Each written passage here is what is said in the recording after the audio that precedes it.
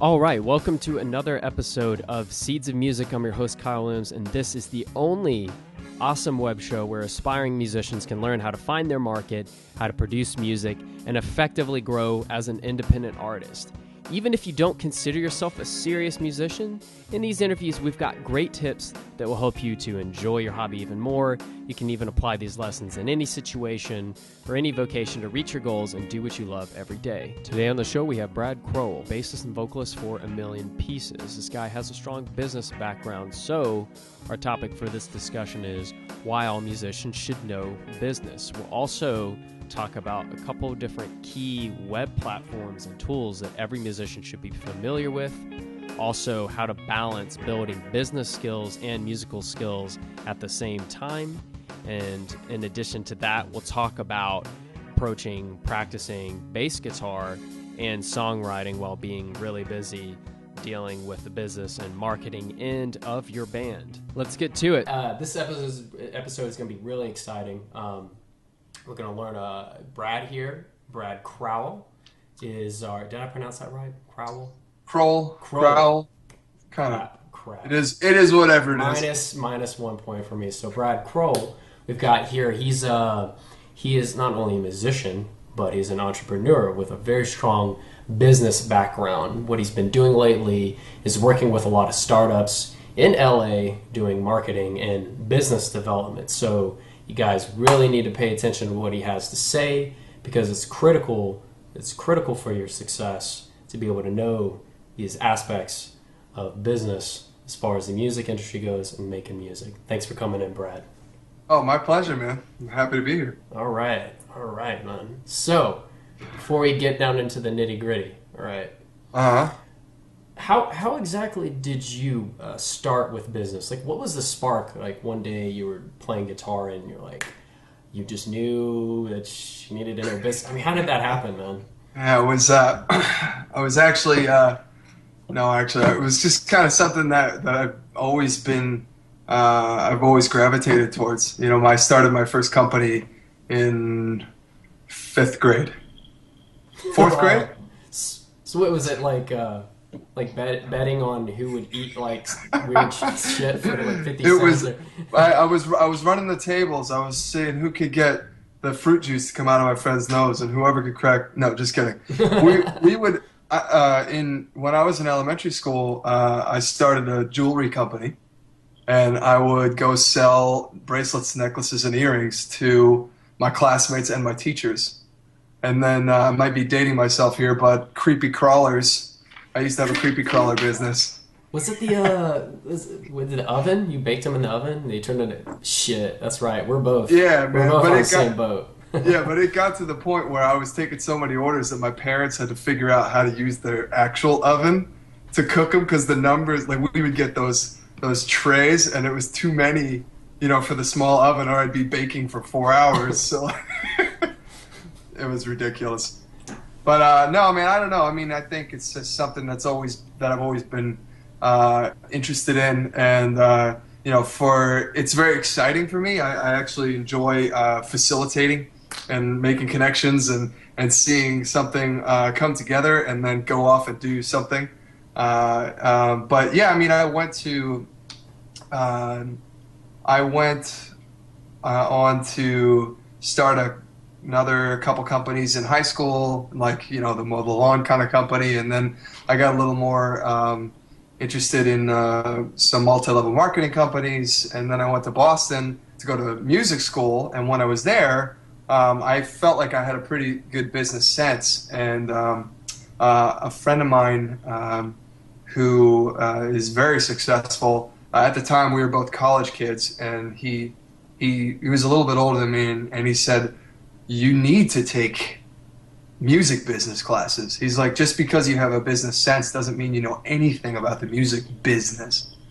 And that kind of was a shock to me. And I was like, well, I mean, I've owned my own companies already. Why would I, whatever. And so I ended up taking, business classes at music school. And it was funny, man. It was like kind of fascinating, pretty boring, not gonna lie. But it's amazing how much that stuff has actually come into play today, now, and I'm Yeah. like, I'm still pursuing music with everything that I have. And finally, there's a forum, there's a platform for me to be able to exercise all that business stuff that I had learned. And then, having fallen into like some startup companies here in LA over the last couple of years, it's been really a lot of fun to take traditional business practices on just how to start a company and how to run a company, and take those and then mix that with the music business, and apply all those things towards a band.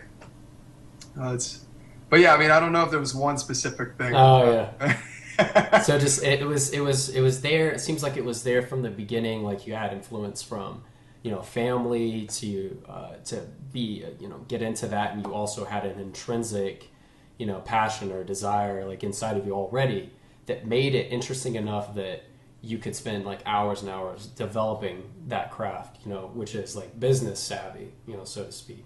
I feel like I have parents. Both of my parents are very left and right brained.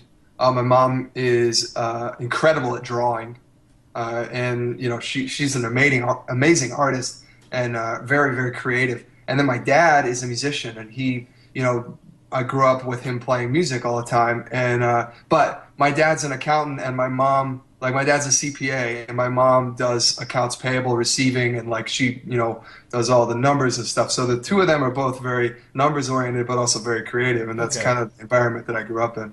So so from your unique perspective, I think you have a unique perspective because you have that balance. You've I kind of feel the same way between my mother and father. My mother's a teacher, more goofy, more creative. My dad can't be goofy, but he's like an engineer and he thinks that way. So Sure. So I can relate to that. But from your perspective, let's say, why exactly would it be important for a musician to have some kind of business knowledge? I mean, there's every single day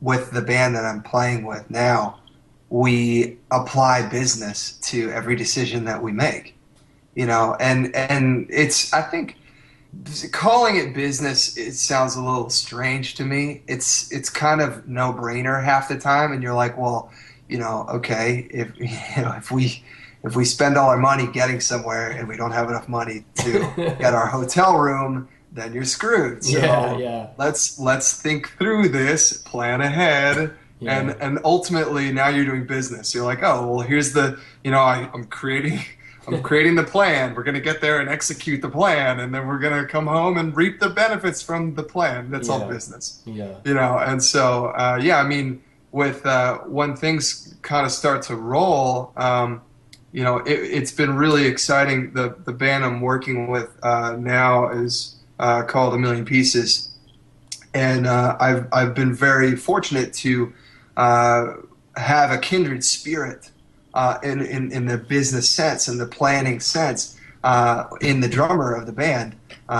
His name's Lucas, and he actually went to business school, but he's a drummer, and he's been drumming for a long time, and he's great at it. Shazam! That's like gotta be a rare combination, dude. It's amazing, because I'm not like trying to convince everybody that we should put a contract together, or we should it's like it's kind of built in already. And I'm the last guy to join this band, and they were already on that kind of thought process before I even got there. And then coming in with the business focus that I have, and then being songwriter and bass player and all that stuff is it's been really really fun.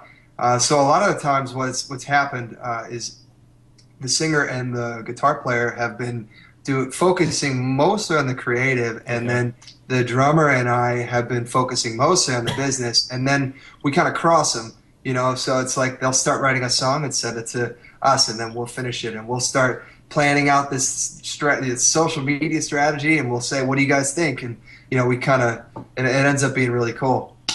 And it's been exciting to apply all of those things towards music. Yeah. It's like, it's good to know that things that you learn actually end up being useful, so you don't feel like you didn't waste all that time, learning anything. It's like you you gather up skills, and eventually they coalesce into something like, boom, finally know how to use all of my skills to the full effect. Well, it's crazy. I mean, what you just said is so, like, what this really is real world experience being applied in music. And that's really, more than anything, I think what it is. I don't have a business degree. So, I didn't study marketing. So about that, man, what is your opinion on something like college, going to college for business? Do you think that's like necessary, especially for musicians who are broke, like got no money, want some cheap headphones? I hope my dad's not listening right now, because I argued with my dad for years about going to college when I was still in high school. Yeah. And he always told me that I have to go get a degree and I have to go to college. And I always said, you don't need a degree to go make money. Now I ended up going to 4 colleges and I ended up graduating from music school with a degree that means nothing. It's called professional music. What does that mean? Great. Yeah, okay. Yeah. But I can't deny that having a degree has been beneficial. I can't deny that. I'm definitely, it's still something that kind of hangs over me. It's not something that goes away anytime soon. Mm-hmm. The debt about it I'm talking about. But at the same time, I really believe that it doesn't matter what college you go to or what you're doing. If you choose to learn something, you're going to make the best of it. I went to music school, and you think that if you go to music school, you're going to learn everything. Well, I saw so many kids leave after 1 semester. They weren't into it. They didn't want to put in the work. They didn't want to learn. And I saw others who took even more advantage of it than I did. And it's unbelievable to me the things that they're doing today. Yeah. And I'm like, wow, if I had only focused a little more. But I think it's a going and getting a degree isn't necessarily a requirement, especially with the internet today. Honestly, I would say that going to college really put me in a mindset to understand how to absorb information. And then when I got to LA and, with being here and, being hired to do marketing, was when I really started to understand marketing, because what my job consisted of was half the day doing research and learning, and the other half of the day executing. And you do that for a couple of years solid, and now all of a sudden you have a pretty good head. You're kind of wrapped around the ideas. And I didn't study any of that stuff in college. Yeah. But yeah, man. I mean, I think the biggest thing to do is whatever situation you're in, to be not just in it, not like, okay, cool, you work at I served tables for a long time, and I actually enjoy serving tables. And if everything hit the fan, I'd go back and serve tables, but every time I would be in a restaurant, I would not be just in my job pouring drinks or serving food. I would be watching the workflow in the restaurant and be like, man, if that wall wasn't there, these people would be able to walk from here to there, and now they wouldn't bump into each other. Or if the manager wasn't being a douche, then we would be able to, you know what I mean? And it's like, this is often the case. Yeah, but it's those are like, if you actually study the ideas behind leadership or organization and workflow, and I think one of the biggest things that can be a straight correspondent or parallel to a band is workflow and the structure on how everyone contributes to the organization. Yeah. I mean, I've been in my own band where I've done everything. I've had my friends' bands that are unbelievable bands crumple because one person's doing all the work. Yeah. And it gets to the point where it's too much. It's just like too much. Or I've been in other bands where people, at the end goal wasn't defined at the beginning. Yeah.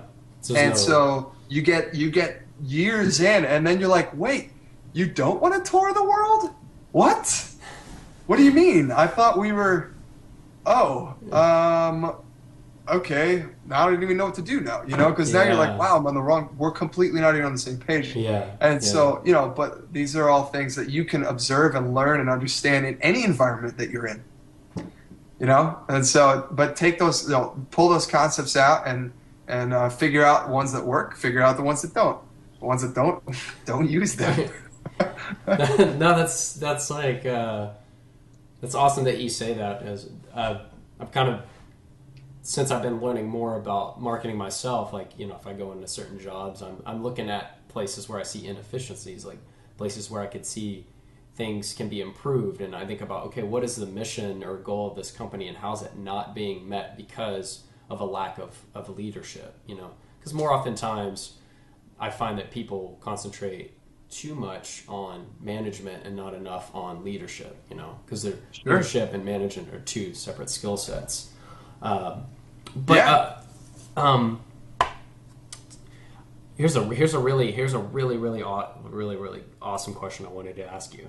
Okay. In light of all of that, like everything that you've learned, as far as marketing goes, what would be 3 key resources or platforms that every musician should be familiar with?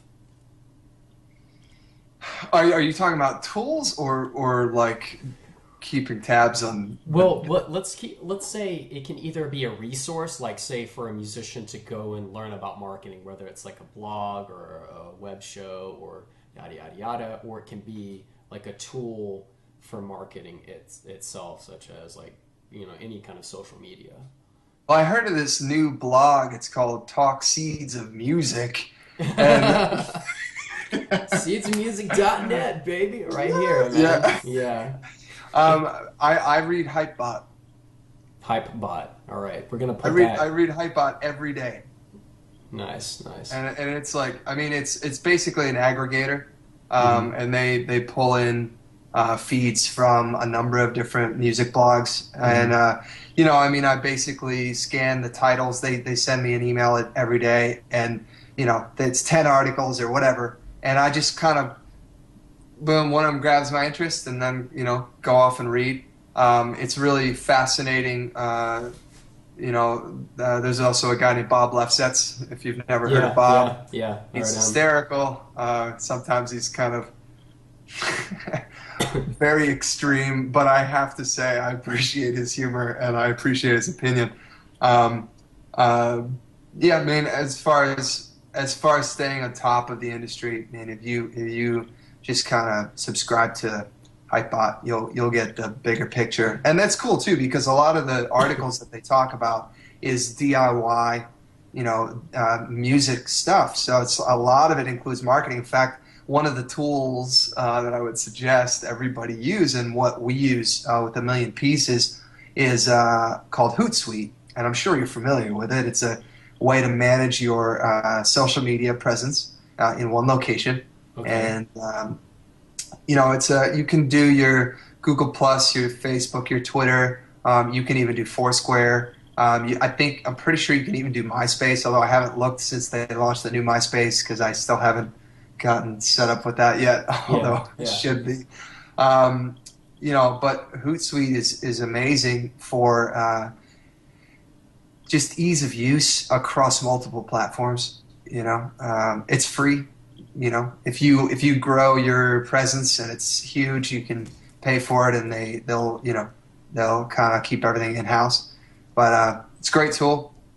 So Hypebot, Hootsuite, and I'm still convinced that when it comes to online marketing, the backbone of online marketing is still emails. Okay. And it just, I mean, you can get lucky and make a viral video, and everyone says, "Oh, well, we'll just make a viral video." Okay, good luck with that. And if it happens, amazing. But like to go out and like plan to make a viral video, it's interesting. I've made a ton, and none of them have really gone where I thought they would, and then others have taken off, and I'm like, really? Really? That's the one? Okay. And but when it comes to consistency, and and the backbone is emails. Okay. Because if people want to hear what you have to say, they're going to subscribe through emails. Okay. And with email marketing, it's you don't have to be afraid of soliciting. And what I mean by that is you can sell in an email. People expect it. And people do not want you to sell to them on Facebook or Twitter, even though you can kind of get people where you might want their eyes to go look. At the end of the day, if they smell sales, then they're just like, whatever, I'm out. But in emails, it's right. Yeah. I mean, and I think it's expected, especially for musicians. It's like, hey, stay up on what it is that we're doing and come see us play a show. Yeah. Or hey, we just released a new album. You can find it here. Or go watch our music video. Give us a comment on YouTube, or something like that. And I would say ultimately, if you look at bands like the Pixies, they're complete. They call it D2F, direct to fan. And like bands like the Pixies are all completely 100% D to F now, and it is they make a killing. I mean, granted, they have a fan base to start with, but but they have a direct connection, which is very strong, probably very strong. So how do you balance building business skills and musical skills? I mean, do you do it at the same time and just have certain days that you might work on, like your songwriting or bass guitar or whatever, and other days it's on business? How exactly do you go about that? That's actually probably the best question. That's really hard, and I still struggle with it, man, because it's really easy for me to get wrapped up in whatever project I'm working on. I'm a guy who I'm in 2 feet first before my head's in. I'm in 2 feet first, and it's like what I had to do with my time in LA is to focus. And that's probably the hardest thing that I could ever do, because I'm very ADD, and I got very excited, and I'm like, yeah, let's go do it, And but I think when I came here, I was trying to do acting, voiceovers, modeling, music, co-writing, like everything. And I was doing it all. I was doing everything, and I've acted in a couple short films, and all that stuff, and like whatever, and it's exciting, and it was so much fun. I really enjoyed myself, but at the end of a couple of years, you looked back and you're like, wow, I did all this great stuff, and I'm nowhere where I was hoping to be. Yeah. Okay, so what's the new strategy? Yeah. Right, and it's like, okay, maybe throwing everything at the wall and seeing what sticks isn't the way to go about it. Maybe it's time to be a little more intentional. Yeah. So consequently, I've had to turn down a lot of things, that I think make a lot of sense. It's just not the right timing for me to participate in those things. Yeah.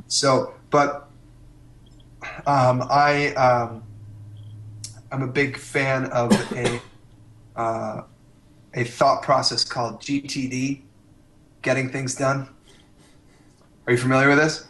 Is this like just acting before thinking, or one of those? No. It's like it's a mindset, dude, and it's like a very business entrepreneurial mindset. You could just Google GTD, and you'll get pages of book. Like there's a book called Getting Things Done, which is kind of what started the whole thing. Who's the author? Now you're putting me on the spot. Zig Ziglar or Tony Robbins or one of those guys? No. It's a time management methodology by David Allen, who's a productivity consultant. Thank you. But basically, there's you know how you have your notepad and you put your sticky notes everywhere, or you scribble on your hand, or you do whatever you do. I was that guy, and I would have stacks of notes everywhere, and I would never get through anything, and because my brain goes faster than my body can go, and it's Yeah. But I found this tool called OmniFocus, OmniFocus. Okay. and it's the best tool that I've ever used to categorize my brain and to make sure that I get back to all these thoughts that I have and all these things that I know I have to do. But what's so exciting about it is it allows me to focus. Because instead of me having to mentally juggle the 25 things that I want to do today, Yeah. I can go. I can dump, and they call it literally. They call it a brain dump. I can just expel all these thoughts into the system that's on my computer, and like I'm so ADD that I'll be like working like heavy working on something, and then like boop, something comes in that's nothing to do with what I'm working on. I'm like shoot, and it's like literally as quick as keystrokes. I just filed that away, so I don't have to forget that, but I can stay focused on what I'm working on. And then you go in each morning, you pull out all of the stuff in your head, you organize it, you put it into lists of things you have to do, and then you just I bang down my list literally. And it's the weirdest thing. I mean, I never ever thought that I would try to be ever organized, but I've found that I'm so much more productive, and like literally my boss will tell me something, and then I'll show up a couple weeks later with it done, and he forgot he told me to do it. You know what I mean? But I didn't, because I kept it and I put it in the system. It's on the list, So, and anyway, but how do you segment your time to make sure you can do your music? The biggest thing for me is with my job, I have to basically turn off my phone. And I have to shut down my work brain, and I have to separate my environments, like legitimately, man. Yeah. Like if my work desk is the same as my music creativity desk, guess what? I work. I don't do music. Yeah. And if and it's like I literally this computer that we're on right now that I'm using, I have it partitioned. None of my work emails come into my music side of my computer. Gotcha. And so if I'm going to be sitting down to do my work on my business, I literally reboot the machine on the other side, and I can't go access my music, and vice versa. The only thing that crosses the barrier is my OmniFocus list. So if Gotcha. I remember something that I want to do, I'll file it. And then when I flip back to the other side, I'm like, oh yeah, this is the stuff that I was working on, or wanted to work on, or whatever. And so that happens. That's like, and I'm very intentional about it. I've actually had to, well, not had to. I've actually enjoyed using Google Calendar. Oh yeah. Because I can be like, all right, cool. Well, I've got, I know that this project's going to take me X amount of time. Yeah. So that means I've got 4 hours tonight. Yeah, this 4 interview hours. was on Google Calendar. For Yeah. me. For me too. Yeah. For me too. And it's funny, but yeah, once I started to, actually, once I started doing social media for my job, is when I started living by my calendar, because I was literally like sucked into my BlackBerry for 24 hours a day. And that was like, that was the hardest thing for me, because my work was on my phone. And I was like, oh man, it's haunting me. And then I would work 14 hours a day, and then I'd be like, oh, well, now I'm too tired to do music. I'm going to go out, and then I would be like no productivity towards the music side of things. And what I've realized recently is that if I'm not getting my job done in the allotted time of 8 or 10 hours that I'll give myself, then I'm doing it wrong, and I'm not helping myself, because your job, like, unless you work at a restaurant, it's like your job is never going to end. It's a mountain, and it doesn't ever not be a mountain, Yeah. And Yeah. I'm getting that. Yeah, I'm getting that feeling, man. I mean, kind of like just for myself, like to learn from like your experience as well as having that balance between the two is can be really tricky. But what it sounds like is that the key things to have that balance between building your business and your marketing skills and then with your music skills is having focus and also having separation by work environments between when you're working on one and you're working on the other. It's you gotta figure out some way to make it work. Like unfortunately I sleep, entertain myself, make music, and work all in the same spot, and I'm definitely feeling it. So I can't say that is not that's what you don't want to do. if you can. But it's honestly, even in a situation like yours, when I started to realize that my productivity on my music was like zero. Yeah. I started leaving my home office, which was my only office. It was I worked from home. So it was like, all right, this is what I do. Literally, I would start to go to Starbucks, and I was that dude who would sit there for 8 hours. And I wouldn't do it every day of the week, but I would leave and I would go find a Barnes & Noble, or I would go find something, Coffee Bean or whatever, someplace that had Wi-Fi where and I bought these amazing headphones so that I could sit out in public and not be distracted, but change my environment so that when I would come home, now I was amped to write music. I was like, yes, here's all my equipment, my tools, this, that, and the other, and now like, boom, let's focus and let's do this. Let's do this. I like let's fucking do it. Yeah, that's great, man. That's great advice. My keyboard. That's great advice, man. So go get yourself a laptop and go to Starbucks and go make out with Starbucks. Yeah, that is excellent advice, man. Excellent advice. So I want to talk real quick about A Million Pieces, man. You are a bassist and a vocalist for A Million Pieces. Yeah. And like, what are some really like important lessons that you've learned while being in this band? Let me give a little bit of a. Give us a background. Give us a background on what is A Million Pieces and what have you learned. So A Million Pieces, or AMP as we call it, sometimes is basically it's a pop rock band, and we are. I'm the new guy. I joined them almost a year ago at this point. Okay. And they had basically been finding the right team, and the band's been around for a little over 3 years now. And when I joined them, they had 3 people who were going this way and 1 person who was going that way. And they were like, we're not moving forward because there's this, dichotomy of focus and, desire and whatever, and end goal was different and whatnot. And so when we met, it was really interesting because I have a band that I started called Dead Letter Perfect.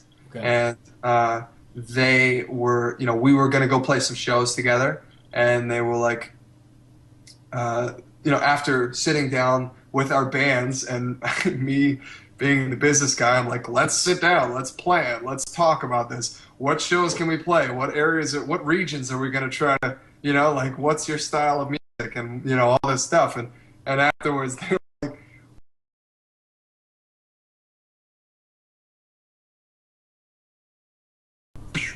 bam! All right, guess what, guys? It's actually a week later. We realized that we had some awesome audio problems.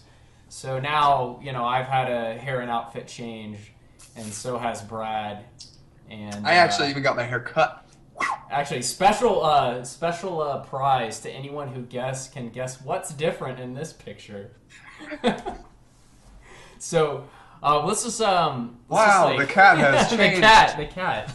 All right, guys, you win nothing, but it's all right because we're gonna finish up this interview with guns a-blazing. Okay, so if I remember, The last thing that I asked you, Brad, was about your band, A Million Pieces. You you play bass and sing a little bit. What's something? Can you give us some background on that band and maybe tell us what is probably the most important skill, helpful skill that you've learned while being in it? Okay, so A Million Pieces is a pop rock band, and I got a chance to join these guys in the summer of 2012, and yeah, basically we have a really exciting group of guys who are all kind of on the same page, and I think that's still I feel like that may be what I've said last week, but it's when it's like, what's the most important thing I've learned? Is the most important thing I've learned is that when the team is on the same page, progress happens. And it's crazy. And so we literally sat down and mapped it out from the day I got in there. It was like, cool. And so we took our business, acumen, and basically it was like, let's see if we can, how we can, what's our, do we have a budget? What's our burn rate? How much what's our projected expenses? What's our stuff? Where do we want to go? How are we going to get there? And what are we going to do to make it happen? You know? And so that was, but what I realized is that when everybody is in the same place for what the projected end goal is going to be, now things like, oh, well, it's going to cost us to hire a photographer. Yeah. Oh, it's going to cost us to hire someone to shoot the music video. Hey, guess what? We have to foot the bill to record stuff. It's like, but when we all are understanding the purpose of that, then it's not really as big of a deal. Whereas before, when it's like, dude, we need to print flyers for the show, and they're like, yeah, but I need gas money. You're like, wait, okay, we're not on the same page here. Something's happening. So anyway, I think that was probably the biggest revelation that I have had from working with this team. And it really is. It's a team. It's like a band of brothers. We got we have a little bit of distance between us. Our singer lives in Vegas. He's he's the lead singer for the Broadway play, Broadway musical Jersey Boys. Oh, really? So yeah, dude, he can freaking sing, bro. But yeah, you have to be. Wow, I'm gonna be on Broadway. Yeah, he's cool dude, man. And he actually he connected with the guys here in LA. He was actually singing around town. He was serving tables at Michelli's, which is right on Ventura. And the waiters actually sang, and the guitar player was in there, and Graham was singing because he used to live in L.A. and that's when they met, and one thing led to another, and now he's the front man of the band. Yeah, man. So it's been really exciting. I mean, we just got a tune up on the radio, and we've been in talks with a publishing company, and we signed a management deal, and it's like. It's really, really cool to see how planning ahead and thinking like in long-term ways, have actually helped facilitate this. Who would have thought? Right? No, it's funny. But ultimately, let me say this: at the end of the day, you can plan and do. I did this to myself. In previous bands, I put the cart before the horse. Mm-hmm. You can plan, market, strategize, write it all down, map it out. You could do that until you're blue in the face. If you don't have unbelievable music, nobody cares. That's really, honestly, at the end of the day, you gotta, and one of the most difficult things that I've always had is like, okay, let's be creative. Okay, now let's turn the creative off, focus on business. Okay, now let's turn the business off, focus on the creative. But really, and I still struggle with it. It's tough. It's tough to do that. But you have to write the best music that other people actually want to listen to. Yeah. Like, how many songs do you hear on the radio and you're like, lame? Well, you got to write music that's better than all that. of them. You got to write music that's better than that by a lot. Hooray for Spotify, because that's where I've been finding a lot of my music that I've been connecting with. Oh, interesting. I'm still a Pandora fan. I do use Spotify occasionally, but their commercials are too freaking loud. Oh Makes yeah, makes me angry. I gave in and got their premium. There you go. Yeah, Yeah. there's that, right? Yeah. Well, it's like I have an old busted iPod, and well, no, I can't say that because my friend who gave me it might be watching this, but I have like a old in a second generation, so you can't upgrade the OS, and I had to really search for the app that worked. But I just love being able to like punch it. I'm not gonna riff on. Not gonna riff too much on it, but yeah, but the point is like yeah, you really got to have some badass music, and there always has to be some time set aside for developing that end of the craft, and same goes for business, because they both go hand in hand as far as success goes. So we're going to wrap up with a fun question. I don't think I asked you this in the last half. Okay. But if I did, we're just going to repeat it anyways. So what is your favorite record, and what would your life be like if it never existed? Bam! That's really tough, man. Like, would you be homeless, or... My favorite record, and what would my life be like if it didn't exist? You know what? I don't think that I have a good answer to that, because I don't know that I have one favorite, but I've listened. I'm the kind of guy that listens to one album for like 6 months at a shot. Like it just never.